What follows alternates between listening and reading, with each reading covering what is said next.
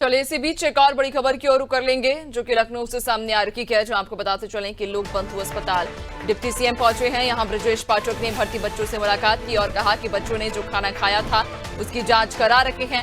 लोक बंधु अस्पताल में अच्छा इलाज दिया जा रहा है, किसी भी स्तर पर लापरवाही मिली तो एक्शन भी लिया जाएगा।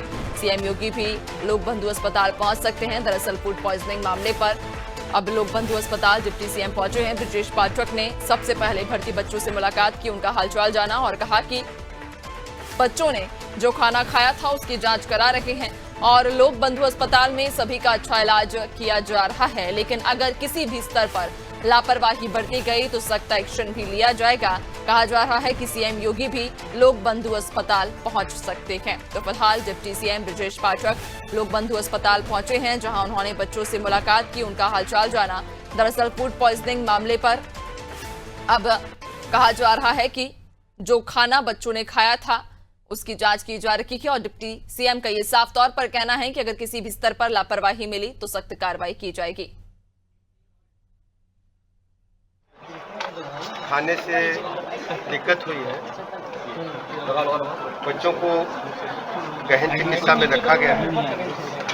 हम लोग स्वयं उसकी मॉनिटरिंग कर रहे हैं और बच्चों को जो मेडिकल हिस्ट्री है उसको भी हमने मंगाया है कि इस बच्चे में पहले से कोई बीमारी तो नहीं थी, और सभी बच्चों को स्वस्थ करके हम उनके स्थान पर वापस भेजेंगे और स्थितियां पूरी तरह से नियंत्रण में है। बच्चों की सभी बच्चों की हालत स्थिर है। एक बच्चे को फिट्स आ रहे हैं, वो भी खतरे से बाहर है। हर स्थिति में सरकार सभी बच्चों को अच्छे से अच्छा इलाज कराएगी और उनको सकुशल वापस उनके स्थान पर। और ज्यादा जानकारी लेंगे सहयोगी शादाब सिद्दीकी लोक बंधु अस्पताल से ही हमारे साथ जुड़ गए हैं। शादाब, आखिर ये पूरा मामला क्या है? लगभग कितने बच्चे अभी इस अस्पताल में भर्ती हैं और क्या स्थिति है बच्चों की?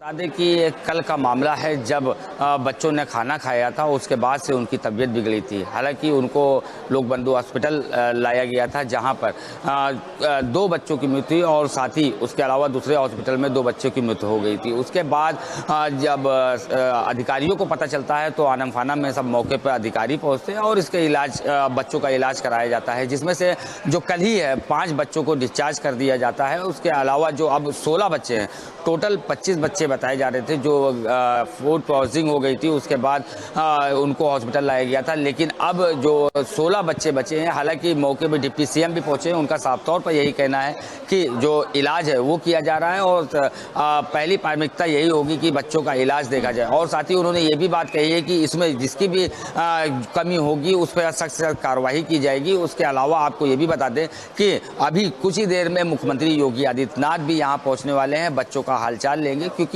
जिस तरह से यहाँ पर अधिकारी आ रहे हैं, क्योंकि इससे पहले अभी मंडला आयुक्त भी आ चुकी हैं रोशन जैकब, उसके अलावा लखनऊ के जो जिला अधिकारी हैं वो भी यहाँ पर मौजूद थे, उन्होंने भी यहाँ का जायजा लिया था। उसके बाद अब उत्तर प्रदेश के डिप्टी सीएम ब्रजेश पाठक भी यहाँ पे आए हुए थे। हम आपको एक बार तस्वीरों में कोशिश करेंगे दिखलाने की कि जो यहाँ पे लोक बंधु हॉस्पिटल है वहाँ पे किस तरह का नज़ारा है, क्योंकि जिस तरह से जब से मुख्यमंत्री का आने का है उसके बाद से जहाँ सारे अधिकारी अलर्ट है और साथ ही यहाँ पर यह भी बता दिया गया है कि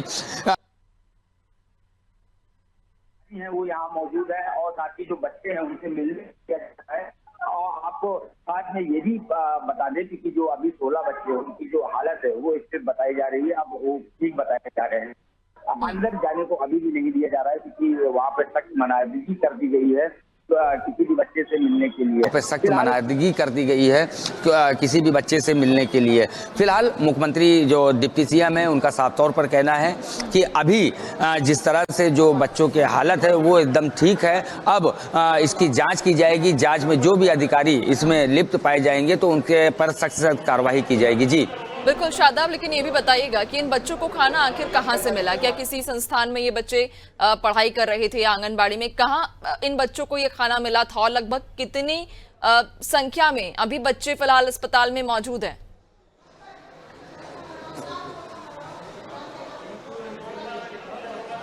बिल्कुल, देखिए ये एक बालगृह है जहाँ पर ये यहाँ पे खाना भी बनाया जाता था, लेकिन अभी इसकी जांच की जा रही है। जब इसके बारे में पूछा गया, हालांकि डिप्टी सीएम ब्रजेश पाठक से भी इसके बारे में पूछा गया, तो उन्होंने साफ तौर पर ये बात कही कि ये जांच का विषय है, जांच में जो कुछ भी निकल के आएगा उस पर सख्त से सख्त कार्रवाई की जाएगी। लेकिन अभी जो 16 बच्चे हैं वो अभी भी यहाँ पर एडमिट हैं, उनका इलाज किया जा रहा है। हालांकि उनकी हालत ठीक बताई जा रही है, लेकिन जो गलतियाँ हुई हैं उसको भी सुधारने की बात सामने आ रही है। लेकिन ये एक बड़ा सवाल उठता है कि 25 बच्चे इकट्ठा बीमार हो जाते हैं और जो प्रशासन है उनको पता नहीं चलता, क्योंकि ये कल का मामला है। लेकिन कोई भी अधिकारी इसको सूद नहीं लेता है। उसके बाद जब बच्चों की मौत होती है उसके बाद अधिकारी जागते हैं, और जब यहाँ हॉस्पिटल पहुँचते हैं तो जाहिर सी बात है कि एक ये बड़ा सवाल प्रशासन पर भी उठता है कि पहले क्यों नहीं इसकी सख्ती की गई कि बच्चे बचा भी लिए जा सकते थे, लेकिन उन बच्चों की मौत हो गई। अब जो बच्चे अभी यहाँ एडमिट हैं उनकी हालत